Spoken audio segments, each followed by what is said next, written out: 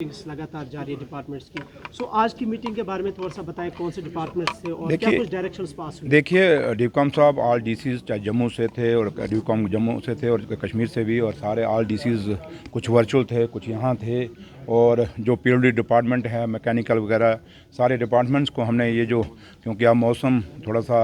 अब बिगड़ रहा है और उम्मीद करेंगे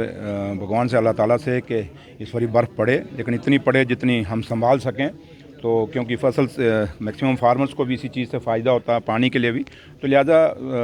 स्नो क्लियरेंस के लिए ये मीटिंग थी और उसमें काफ़ी सारे इश्यूज़ हमने डिटेल में डिस्कस किए हैं। ऑनरेबल एमएलए साहब भी सारे मैक्सिमम कश्मीर से थे, कुछ नहीं थे, कुछ आउट ऑफ स्टेशन थे, नहीं आ सके, तो हर कंस्टिट्यूंसी से मैक्सिमम पहुँचे थे। और ये एक इनिशिएटिव था on the direction of honourable CM Omar साहब के, क्योंकि आप यहाँ से हिसाब लगा सकते हैं कि वो कितने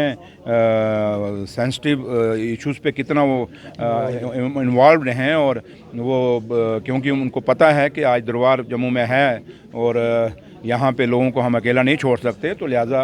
उमर साहब की डायरेक्शन पे हम सब यहाँ बैठे हुए थे और काफ़ी सारा थ्रेड पर डिस्कशन हुई। 2 घंटे कोई मीटिंग चली हमारी और काफ़ी चीज़ें डिवकॉम साहब ने अपनी प्रेजेंटेशन दी और जम्मू से भी हुई। तो लिहाजा उम्मीद करेंगे यही इस उम्मीद के साथ कि जब इस बार स्नो आएगी तो लोग उससे, चाहे पानी हो, बिजली हो, लकड़ का मस जैसे फायर वुड है, उसके लिए जो भी सब हर लिहाज से कोई तकलीफ़ कश्मीर में या जम्मू के अंदर भी जहाँ भी बर्फ़ पड़ती है जिन डिस्ट्रिक्टों में, वहाँ कोई उनको प्रॉब्लम नहीं आएगी। तो लिहाजा डिवकॉम साहब ने जम्मू से भी और यहाँ से कश्मीर से भी उन्होंने भी अपने रिस्पॉन्सिबिलिटी ली है और ऑल डीसीज ने भी ली है और ऑनरेबल एमएलए साहब भी सारे जितने हैं। कहने का मतलब यह है कि गवर्नमेंट जो लोगों की चुनी हुई सरकार है, we are on the toes.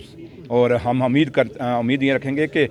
हमारे होते हुए जो लोगों को दुख और तकलीफ़ें इन 10 साल में हुई हैं, वो इन अब जो हम जब से अभी तो अभी 2 भी नहीं हुए हैं, लेकिन फिर भी हमारी कोशिश है कि 10 साल का जो वक्फा है, रातों रात तो वो पूरा नहीं हो सकता, लेकिन हमारी यही कोशिश रहेगी कि लोगों को महसूस हो, एक फीलिंग जाए कि हमारी चुनी हुई सरकार हमारे लिए काम कर रहे हैं। और हमने ऑफिसर्स को कहा है कि भाई ये जो आप लोग हैं, you are the faces of the government, और